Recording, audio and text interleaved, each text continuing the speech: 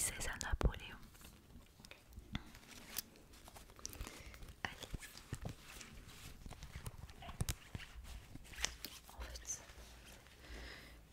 je vais les remettre dans la boîte et on va piocher, ok?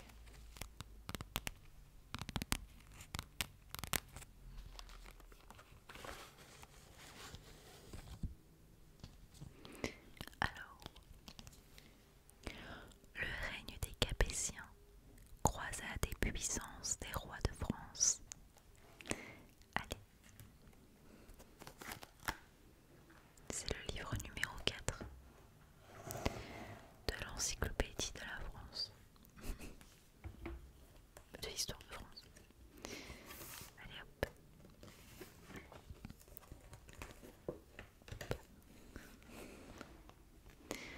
Allez, on va commencer la lecture, ok?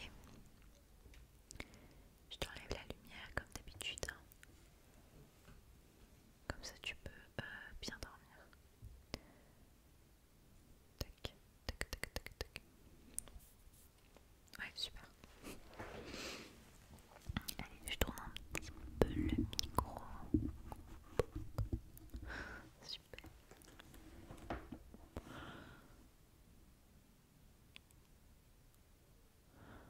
Pardonne-moi s'il y a un peu de bruit, mais ce soir mes voisins sont un peu bruyants.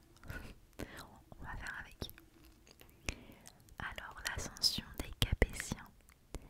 À son élection en 887, Hugues Capet n'est que duc de France, seigneur d'Île-de-France. 2 siècles plus tard, Philippe Auguste, roi de France, est un des grands souverains d'Occident. Hugues, premier Capétien. À la mort du dernier carolingien, Louis V, Hugues Capet est élu roi par les grands seigneurs et les évêques.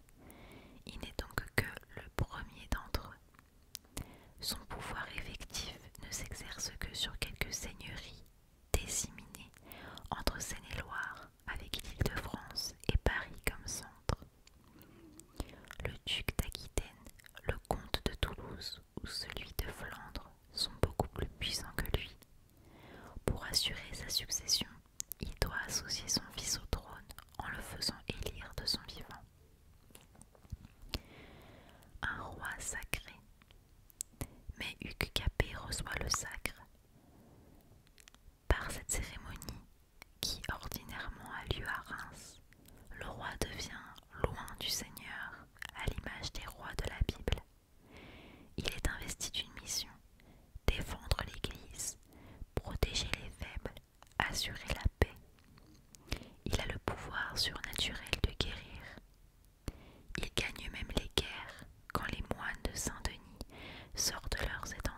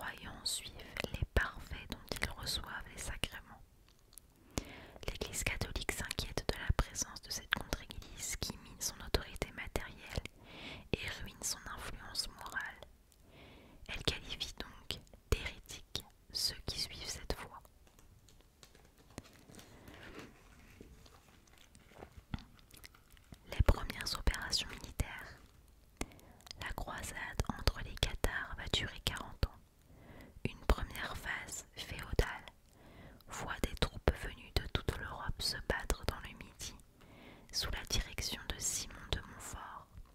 Béziers est pris et tous ses habitants sont massacrés en juillet 1209. Simon de Montfort meurt en juin 1218 devant Toulouse. Raymond VI, le comte de Toulouse, récupère alors ses termes. Raymond VI, le comte de Toulouse, récupère alors ses terres. La croisade royale. En 1226 débute la seconde phase de cette croisade, dite royale. Le roi de France, Louis VIII, reprend les opérations. En 1229, Raymond VII doit cesser le combat et signe le traité de Maubary, qui donne une bonne partie de ses terres à la couronne de France. La dernière phase se conclut par la prise de Montségur le 16 mars 1244.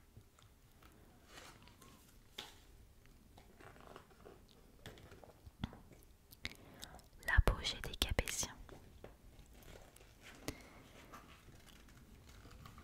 La période qui va de l'ascension de Louis IX au trône 1226 à la mort de Philippe IV le Bel marque l'apogée de la puissance capétienne. Les rois de France sont alors les souverains les plus puissants d'Occident. Saint-Louis, roi aumônier. Louis IX, dit Saint-Louis, il a été canonisé par l'Église en 1297 et est considéré comme un modèle du roi chrétien, soucieux de justice et de charité. Il distribue de nombreuses aumônes aux pauvres et aux moines, léguant par testament d'importants revenus à des ordres mendiants et à ses officiers. Le roi fonde l'hôpital des 15-20, réservé aux aveugles, l'autel Dieu pour les malades et la Sainte-Chapelle pour abriter les reliques de la Passion. En esprit pacifique. En 1242, soutenu par le roi d'Angleterre Henri III Plantagenet, les seigneurs du Poitou se soulèvent. Ils sont battus à Taillebourg, puis à Saintes. Par le traité de Paris de 1259, Henri III renonce alors définitivement à la Normandie, au Maine, à l'Anjou, au Poitou. En échange, Louis IX lui permet de conserver le duché d'Aquitaine et lui restitue les droits sur le Limousin, la Genée et le Quercy, le roi d'Angleterre reconnaissant les tenir en fief du roi de France. C'est un retour à la paix pour 2 générations.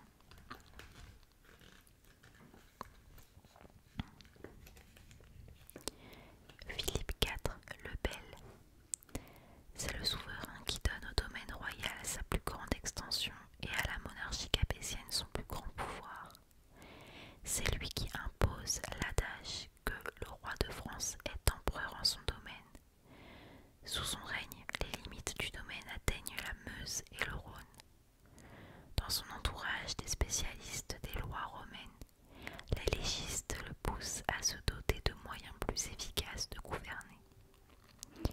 Un grand conseil est chargé des affaires politiques, la Chambre des comptes s'occupe des finances et le Parlement est son tribunal. L'exaltation du pouvoir royal.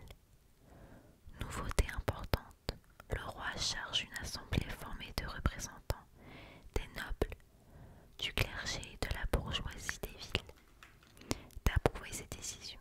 Ce sont les États. Les États sont convoqués à chaque moment décisif de l'affirmation de l'autorité royale. En 1302, dans sa lutte victorieuse contre le pape, puis en 1308, dans celle contre les Templiers.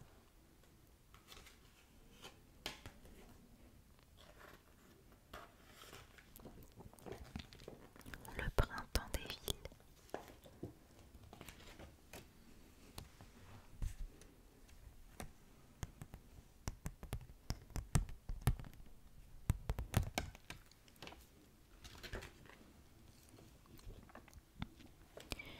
Après les grandes invasions, la civilisation urbaine a failli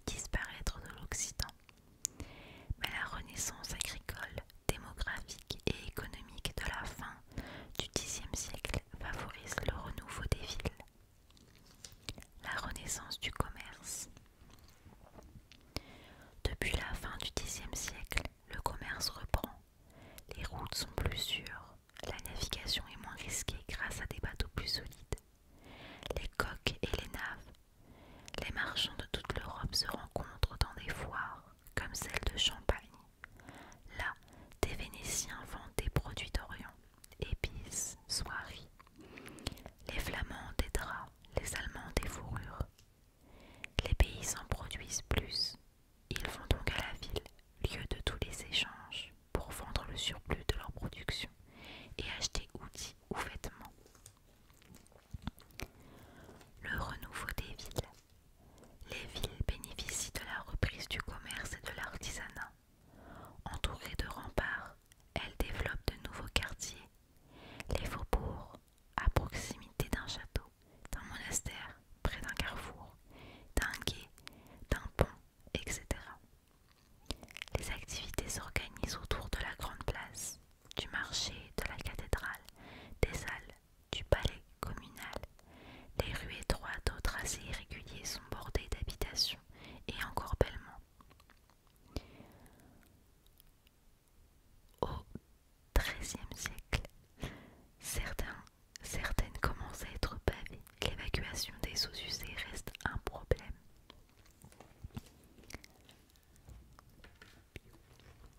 Les bourgeois.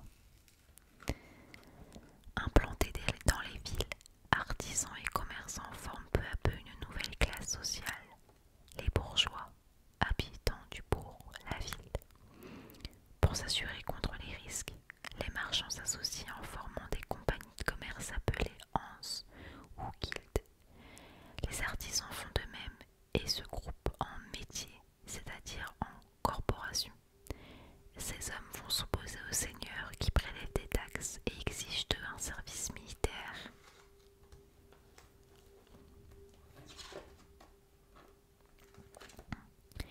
Bâtisseurs de cathédrales. C'est hyper joli.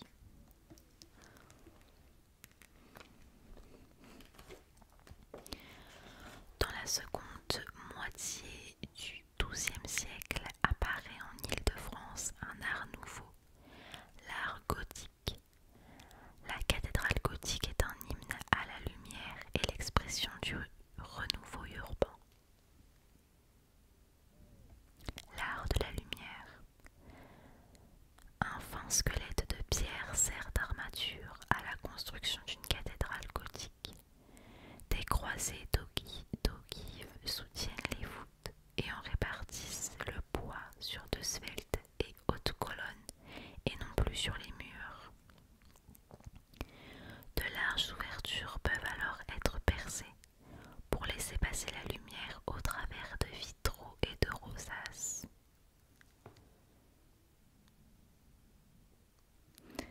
Sur les côtés, les contreforts soutiennent des arcs-boutants, permettant de construire des églises plus hautes et plus élégantes.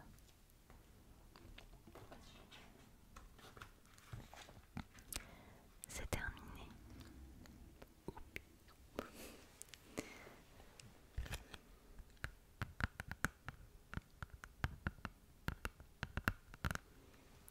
Il était intéressant celui-là.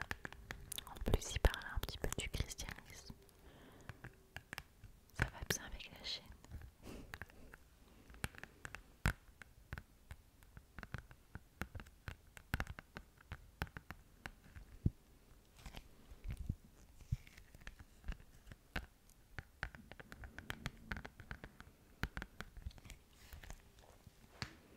Maintenant, on va lire les cartes. Ok. Pardon, mon ventre il a gargouillé. Alors là, la couleur c'est bien jaune vif, jaune citron.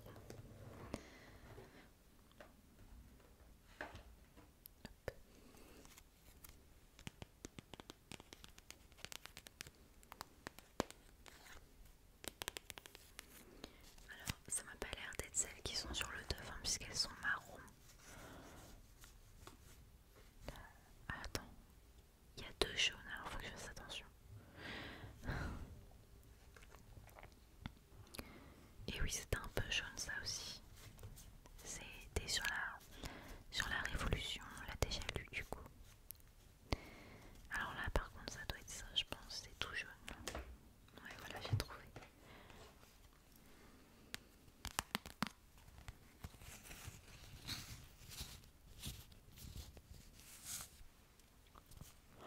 Voilà, hop. Bon c'est pas la plus belle couleur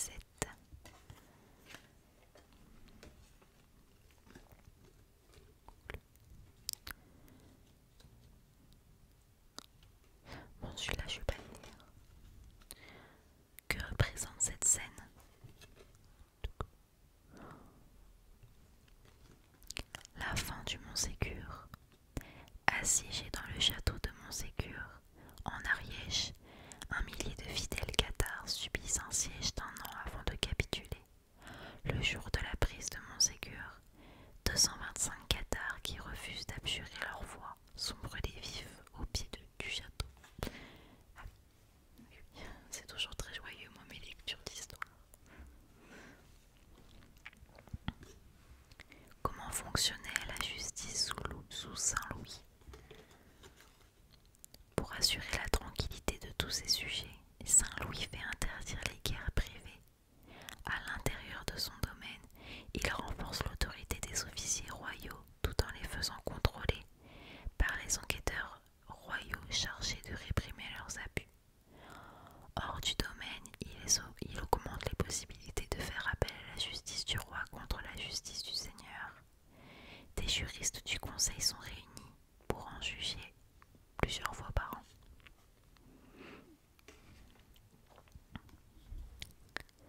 Saint Louis traitait-il toutes les religions de façon égale?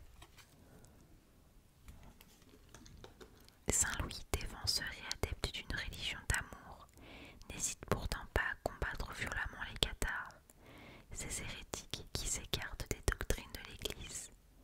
Quant aux Juifs, il entend réprimer leur conduite perverse, leur imposant de porter une rouelle, un signe distinctif sur leurs vêtements. Moi j'accepte tout le monde sur cette chaîne. Vraiment, chacun ses croyances en vrai. Voilà. Quand les Templiers sont-ils tombés? Après la chute en 1291. Les villes médiévales étaient-elles des lieux sûrs? C'est joli. On dirait un petit peu l'Alsace.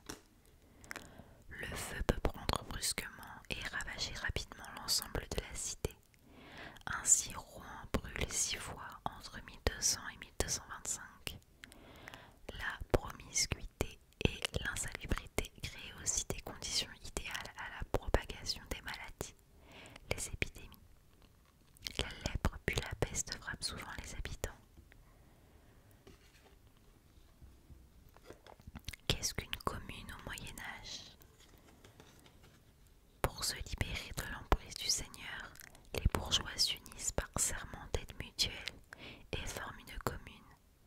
Après négociation ou achat, et parfois contraint par la force, le Seigneur doit accorder des libertés ou franchises consignées dans une charte.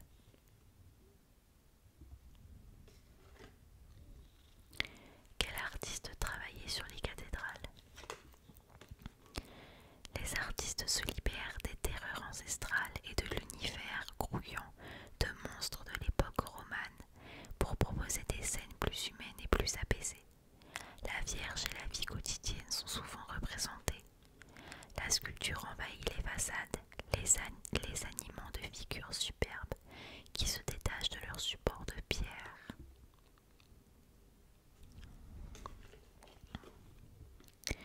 Quelle est l'importance d'une cathédrale dans une ville? La cathédrale est le signe de la prospérité et de la puissance de la ville. La rivalité avec les autres cités entraîne une course à la hauteur et à la largeur des voûtes. Super.